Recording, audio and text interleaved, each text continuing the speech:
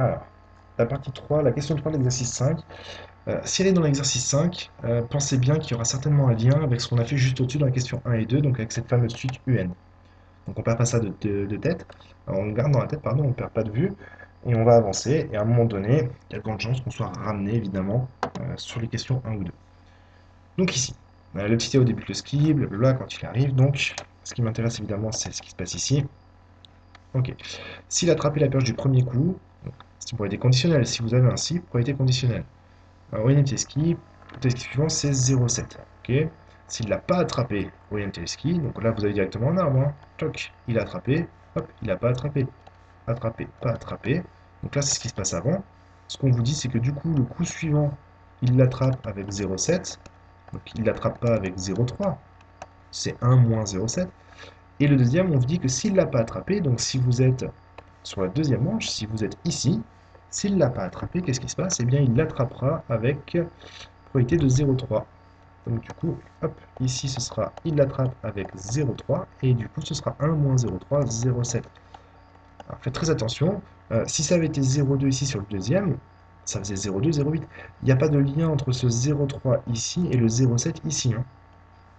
C'est des valeurs complémentaires qui vont vous donner 1, mais c'est pas l'une qui est le complémentaire de l'autre.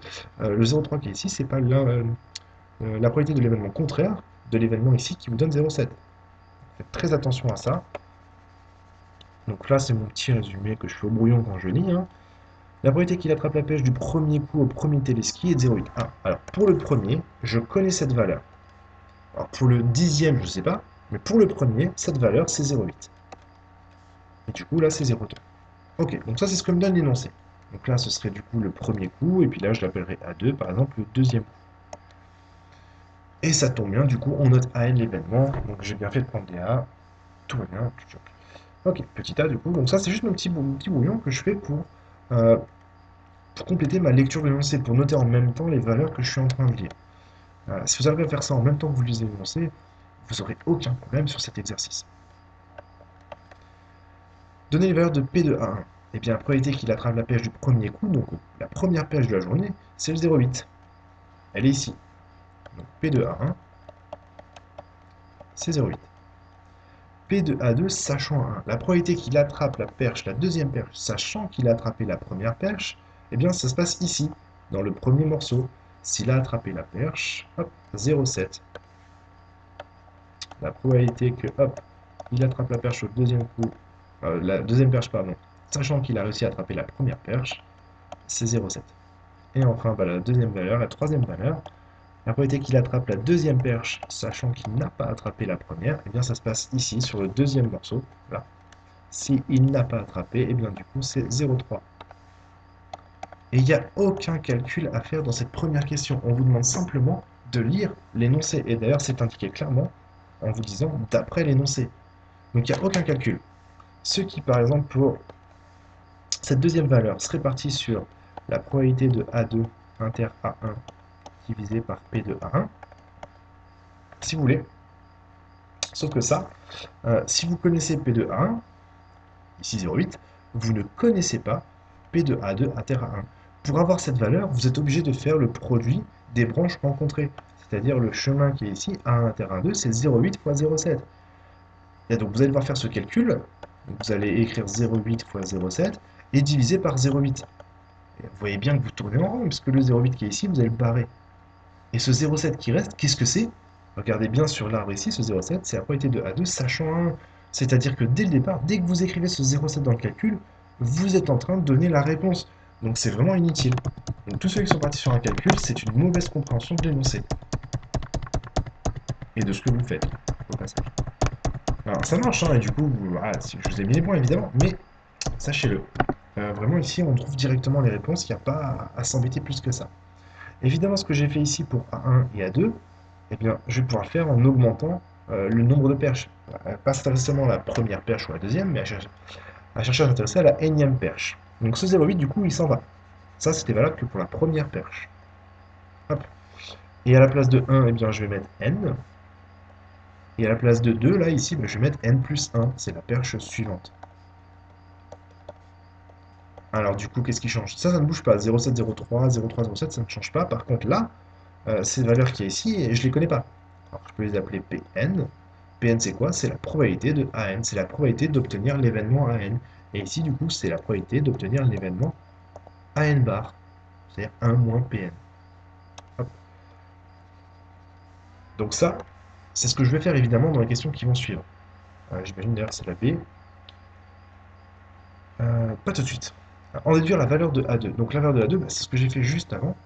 Enfin, pas tout à fait. Je vais me servir de mon arbre. Alors, je vais le refaire, parce que j'ai tout effacé évidemment. Donc première perche, 0,8, 0,2. Deuxième perche, 0,7, 0,3. Donc ici c'est A1, A1 bar. 0,3, 0,7. A2, A2 bar, A2 et A2 bar. Ok. La probabilité de A2, eh bien, il y a 2 fois A2 ici dans mes résultats. Donc pour trouver la probabilité de cet événement, je dois additionner les deux valeurs que je vais trouver au bout de ces chemins. Probabilité totale, hein. Alors dit autrement, dit proprement, la probabilité de l'événement A2, c'est la probabilité de A2 fois inter A1, plus la probabilité de A2 inter A1 bar. C'est la probabilité de ce chemin, donc en passant par A1, c'est cette valeur, plus la probabilité de ce chemin en passant par A1 bar, c'est cette valeur. Pour dire ça proprement, on dira toujours que A1 et A1 bar hop, forment une partition de l'univers. Ça veut dire quoi? Ça veut dire qu'il n'y a pas d'autres flèches, il n'y a pas une troisième flèche ici qui irait en bas, etc. Non, il n'y a que deux flèches. A1 et A1 bar, ça forme une partition. Ça marche toujours quand vous avez un événement et son complémentaire. A1 et A1 bar sont opposés l'un de l'autre. Donc forcément, ces deux événements forment une partition. Ça marche toujours. Forment une partition de l'univers. Et du coup, en écrivant ça, on dira d'après la formule des probabilités totales. Cette formule, c'est la formule des probabilités totales. Donc, comment est-ce que je calcule un 2 à terre 1? Hop, je vais me mettre en bas pour avoir plus de place. Eh bien, c'est simplement la probabilité de A1 fois la probabilité de A2 sachant A1. On fait le produit des valeurs sur le chemin, ce qui vous donne 0,8 fois 0,7, à savoir 0,56. La deuxième valeur, la deuxième calcul ici, P de A2 inter A1 bar. Eh bien, c'est la probabilité de A1 bar fois la probabilité sachant A1 bar de A2. Là encore, je multiplie les valeurs que je rencontre sur mon chemin. 0,2 fois 0,3, ce qui vous donne 0,06. Et en additionnant donc ces deux valeurs, pour trouver la P de A2, vous allez trouver P de A2 égale 0,62. Alors, une petite remarque, là on s'arrête, hein, c'est la réponse à la question. Je vous ai dit qu'il y aurait un lien avec les suites d'avant, de la question 2 et 3. 0,62, on l'a croisé juste avant, hein. C'était U2. Et si vous regardez bien, P de A1, qu'on a écrit juste au-dessus, là, c'était 0,8. Et 0,8, c'était la valeur de U1. Donc en fait, P de AN, il semblerait que ce soit la suite UN. Ce qu'on va regarder un petit peu plus tard, mais vous allez voir effectivement que P de AN, c'est égal à UN. Donc on va se ramener à la suite précédente. Question suivante. Ah, c'est là où je vais faire mon arbre avec P de AN et P de AN plus 1. On vous dit allez dans l'arbre, faites là. Donc hop, j'arrive sur AN, AN bar, et puis après du coup j'arrive sur AN plus 1, AN plus 1 bar, et ici même chose. AN plus 1, AN plus 1 bar. Les valeurs. Alors, si j'attrape la perche, la énième perche là, 0,7 pour attraper la suivante, 0,3 pour ne pas l'obtenir. Si je n'attrape pas la énième perche, eh bien ce sera 0,3 et 0,7. Quelles sont les valeurs ici? Mais je ne les connais pas. C'est la probabilité du coup d'arriver à AN. Et ici du coup c'est la probabilité d'arriver à AN bar. Alors ça on peut calculer. C'est 1 moins la probabilité d'arriver à AN. Voilà. Évidemment, la somme des flèches fait toujours 1. 0,7, 0,3. On a simplement fait 1 moins 0,7 pour trouver le 0,3 ici. Donc moi ce qui m'intéresse c'est quand même de trouver le calcul. Probabilité totale, vous l'avez fait juste avant en fait pour A2. Eh bien il suffit de remplacer le 2 par n plus 1 et puis le 1 par n, sauf que les valeurs P de 1, vous ne les connaissez, vous connaissez P de 1, vous ne connaissez pas P de n. Donc on va garder le calcul avec P de n. Alors, hop, on va le... je vais quand même l'écrire proprement. Hein, c'est pas aller trop vite non plus. Un petit peu de place. Ici. Même argument, hein, même raisonnement. Alors, hop, AN, donc celui qui fait l'univers, je cherche AN plus 1, donc l'univers va être ici. L'univers, pardon, la partition de l'univers. Donc AN et AN bar forment une partition de l'univers. C'est le même argument hein, que la question juste avant. Forme une partition de l'univers. Donc d'après la formule des probas totales,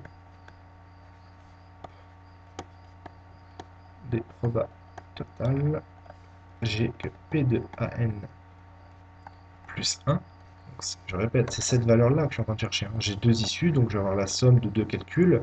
C'est la formule de probabilité totale. C'est donc P de AN plus 1 inter AN plus P de AN plus 1 inter AN bar. Et du coup, ça, je vais décomposer. P de AN plus 1 inter AN, donc c'est ce premier chemin.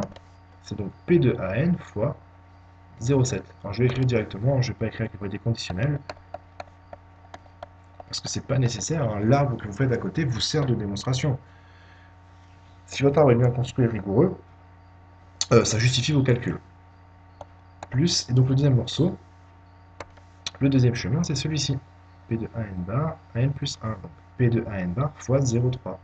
Et P de AN bar, c'est 1 moins P1, donc 0,3. Et P de AN bar, c'est 1 moins P de AN. Du coup, vous arrivez à 0,7. Ici, il y aura un 0,3 fois moins, donc moins 0,3 P de AN. Donc 0,7 moins 0,3, 0,4 P de AN.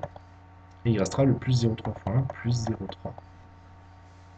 Voilà pour la formule demandée. Donc, si on la réécrit proprement, il faut avoir une conclusion un petit peu plus propre. Hop. Finalement, P de AN plus 1, c'est égal à 0,4 fois P de AN plus 0,3. Et là, j'espère que vous commencez à avoir vraiment le lien avec les suites, parce que là, je crève un peu les yeux. Euh, si on note UN égale P de AN, et bien là, vous avez UN plus 1, et là, vous avez UN.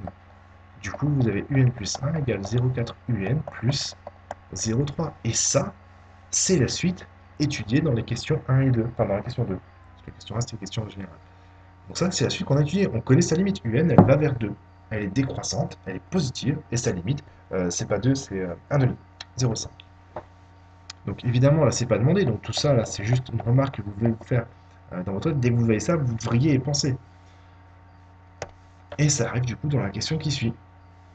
Utilisez la question 2. Donc même si vous n'y pensez pas, là, on vous l'indique quand même carrément. Prouvez que jamais dans la journée, en arrivant à un tel ski, Théo n'aura moins d'une chance sur deux d'attraper la perche du premier coup. Donc l'idée, c'est de démontrer que quel que soit n, P de AN est strictement supérieur à 2, puisqu'on n'aura jamais moins d'une chance sur deux. Ouais, supérieur ou égal, on s'en fiche. Donc quel que soit n supérieur ou égal à 1, parce qu'il y a forcément une première perche. Donc voilà ce qu'on veut démontrer. Alors comment on démontre ça? Eh bien, on a P de AN plus 1 qui est égal à 0,4 P de AN plus 0,3. En notant UN égale P de AN, donc c'est juste une notation. Au lieu d'écrire P avec des parenthèses AN, je dis simplement que c'est un nombre, et ce nombre, je le note U avec indice N. Et bien si vous notez comme ça, on obtient UN plus 1 égale 0,4 UN plus 0,3. Or, d'après la question 2, eh bien UN, elle est décroissante. Donc c'est important de dire qu'elle est décroissante, parce qu'il faut aussi dire qu'elle ne va jamais en dessous, qu'elle sera toujours supérieure. Elle est décroissante et converge vers 0,5. Donc, quel que soit n supérieur ou égal à 1, UN est toujours supérieur à sa limite, puisqu'elle est décroissante, et qu'elle converge vers 0,5, elle est même strictement décroissante, ce qui permet de mettre un strict, mais on peut mettre un supérieur ou égal. Pour la question, c'est pas très important. Du coup, et bien voilà, c'est fini. UN, c'est P de n. Je viens d'écrire que UN était plus grand que c'était pas 2, au début j'ai mis 2 d'ailleurs. Ici, c'est pas 2 dans l'énoncé, je vais corriger, c'était évidemment 0,5. Du coup, j'ai plus qu'à dire, finalement, P de n supérieur ou égal à 0,5. Et la probabilité que Théo attrape... Théo? Comment ça s'appelle. La probabilité que l'enfant attrape une perche au bout du énième coup, ce sera jamais, sera toujours supérieur à 0,5, ce sera jamais en dessous. Voilà, pour la fin de cet exercice.